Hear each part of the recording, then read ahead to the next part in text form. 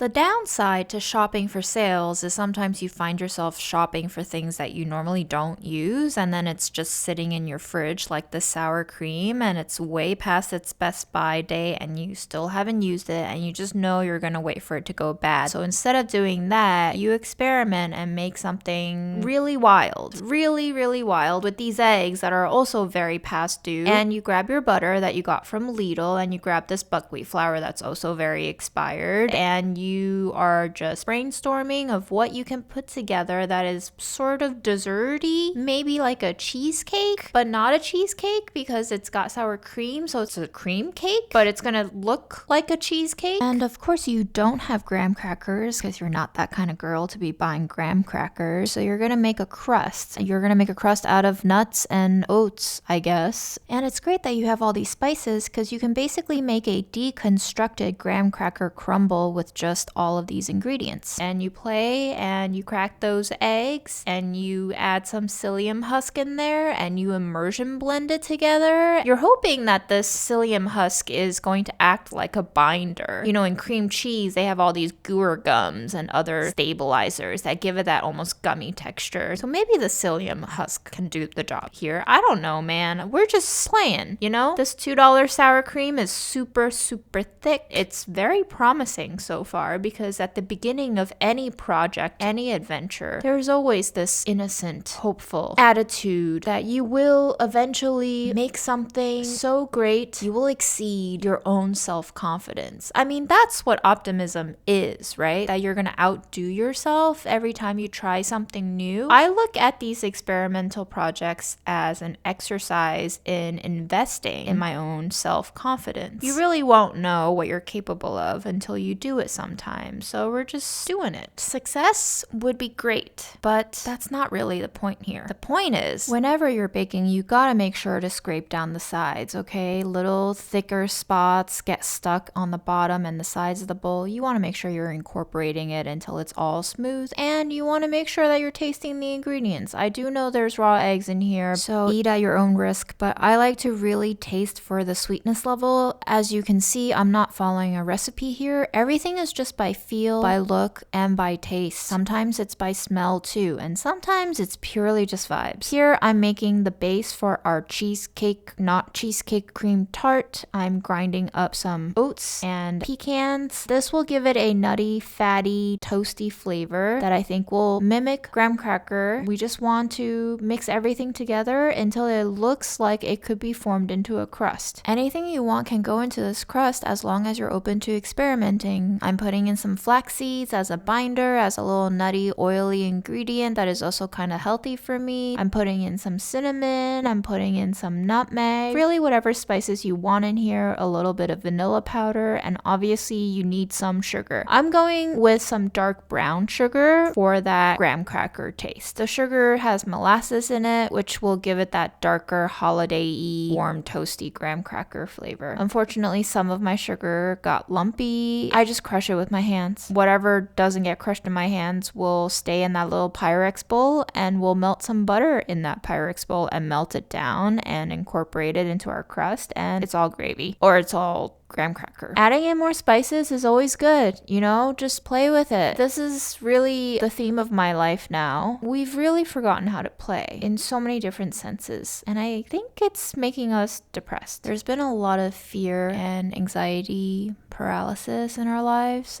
I don't think it's going to get any better until we allow ourselves to break from the dictations we've been following. I think all the rules we've been following don't work so well anymore, and I think it's time for us to think about what to do differently in our remaining time that we have here. What would fulfill you? And I know that's a big question, but there might not be a more important one to think about. And you might not necessarily need anything to feel fulfilled. Lucky you. Some of us are just blessed. It's either anhedonia or I am just already fulfilled. I think our society likes to put a name to something that isn't productive for the system. Sometimes I think it's okay. As we're finding out, the bad guys aren't really the bad guys, and the good guys really aren't the good guys. So what significance do all these concepts hold anyway? Just bake up a messy little experiment and see what happens. is. There's a lot of potential in all these moments. Either discovery or disaster, only time will tell, and sometimes you have to repeat an experiment to actually see what's going on. Time is the currency we're given. Spend it well. Most importantly, spend it. Indulge, enjoy, experience. If all the world's a stage, learn your lesson, take it on to the next stage. Allow ourselves to play a little bit more even when we think we can't. Maybe crucially, especially when we think we can't. Because who said we can't?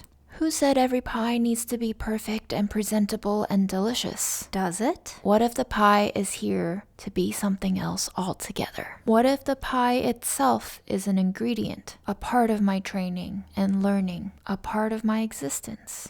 To be free of recipes, instructions, dictations, goals. Could this freedom itself be more delicious than any other result? Results always come about, even if they weren't the ones you were hoping for. Maybe it's time to change what I hope for. Would that open up more flavors to me? What would I discover? And could it unsettle me in a way that I can grow to appreciate? For whom am I baking that pie anyway? Whose pleasure am I serving by doing what I do? For this pie cake thing, I'm going to blind bake the crust first. This is just to toast the pecans and the oats and the buckwheat flour that is in that crust so that there's no raw flours going in and the pecans can develop a more nuanced, nuttier taste. I'm blind baking it while there's oats toasting in the oven. I'm just smelling what the smells are coming out of the oven as a way to gauge whether or not it's ready. When you smell toasting pecans, that crust is probably nearly ready. And in the meantime, the psyllium husk filling has really thickened up quite nicely. It looks very creamy. It's holding shape. And we're going to pour it into the tart crust and we're going to bake it. We're also going to take out this oat tray that is now toasty. We can grind it up into flours or just eat it over yogurt, whatever I want. I'm setting a timer for about 30 minutes, keeping an eye on it. Honestly, at this point, right on that 30-minute mark, when those 30 minutes were up, Memo knew we were ready to take the pie out. I think that's why he came into the kitchen. Bro is a master baker, you know, he saw that smooth surface, just plump enough and not burnt yet. He really did come to alert me and say, hey, I think it's time for the pie to come out. It smells ready. And you know what? In retrospect, the cat was right. Look at that little knowing face. Unfortunately, I saw the edges start to puff up and rise a little bit, so I thought, oh, maybe the entire pie should do that. So I put on more time and then it really expanded. It got quite toasty dark brown on top, which looked kind of appetizing. I think this was another false move here. Memo was really disappointed in me, as you can see in his body language. I decided to cool the pie in the off oven for even longer until it was cool enough to touch with my bare hands. And I think this really dehydrated out the filling, which already had the psyllium husk in there, which probably didn't need more moisture extraction by more bake time, but we did it. It's a little crinkly, but it looks very caramelly. So instead of cutting into it immediately while it was warm, I wanted the tart crust to set up a little bit more. So I covered it, put it in the fridge overnight, and let it rest overnight. The next day, it looked a little sadder. The tart crust had kind of separated from the filling, but you know, I was really excited to see the results of this experiment. A little bit of the tart crust crumbled off and I had a great taste test. The tart crust is pretty amazing. I think I nailed it with that graham cracker vibe. The pie itself cut really clean, but that's because I think we overbaked it. And the psyllium husk really gave it that structure that is almost like a solid pudding flan. It's a little dense. It's certainly not fatty, creamy, rich enough the way cheesecake is, but it looks kind of aesthetically pleasing. So overall, I thought this was a pretty successful experiment. Memo was not at all interested in this cake. Honestly, straight out of the gate, I would give this a 6 out of 10 max. But I have to say, in the following 3 days, I went back to the freezer and fridge for more slices of this cake, up to 2 slices a day. So all in all, I think we did great. And I had a lot of fun using up the sour cream. If you want to hear all the sounds of all this process, stay tuned. ASMR without voiceover coming up.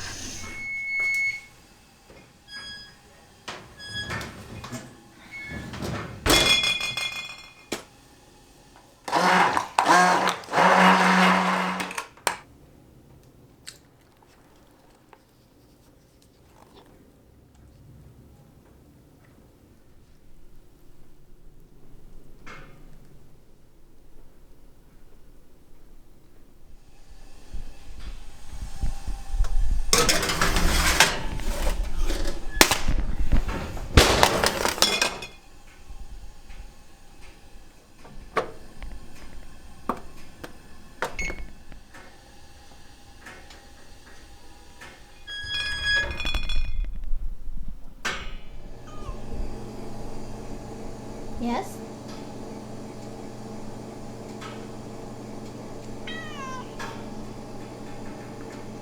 I'm baking cheesecake. You want some cheesecake? It's hot.